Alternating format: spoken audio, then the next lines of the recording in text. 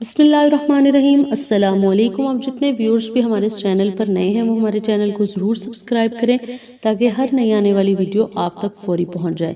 Viewers, آج ہم مہینے کی مناسبت سے آپ سب کے سامنے ایک بہت خوبصورت ٹاپک لے کر آئے ہیں، سفر المظفر کے بارے میں۔ سفر اسلامی کیلنڈر کا دوسرا مہینہ ہے۔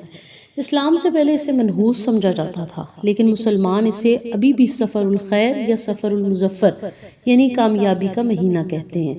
یہ مہینہ زمانے جاہلیت میں منحوس، آسمانوں سے بلائیں اترنے والا اور آفتیں نازل ہونے والا سمجھا جاتا تھا۔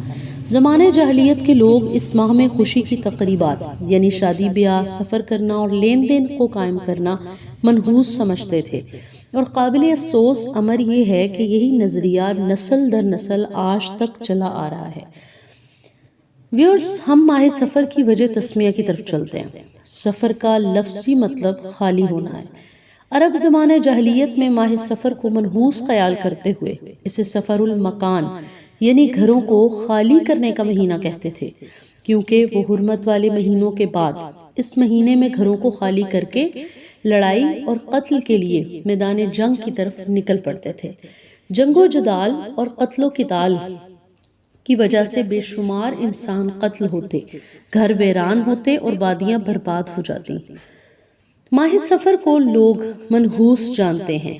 اس میں شادی بیاہ نہیں کرتے، لڑکیوں کو رخصت نہیں کرتے، اور بھی اس قسم کے کام کرنے سے پرہیز کرتے ہیں اور سفر کرنے سے گریز کرتے ہیں، لیکن یہ نظریہ بالکل غلط ہے۔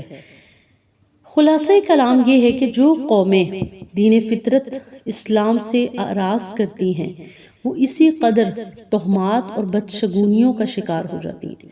یہ انسان کو اندر سے کمزور کر دیتی ہیں، اور اس کے برعکس اللہ تعالیٰ کی ذات پر کامل و اکمل یقین انسان کو مضبوط اور مستحکم بنا دیتا ہے۔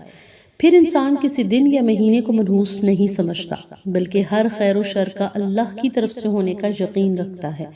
اس ماہ میں دیگر مہینوں کی طرح درود پاک کی کثرت کی جائے، نماز پنجگانہ کے ساتھ ساتھ نوافل کا اہتمام کیا جائے، اور اسی طرح بہت سارے وظائف کا اہتمام کیا جائے۔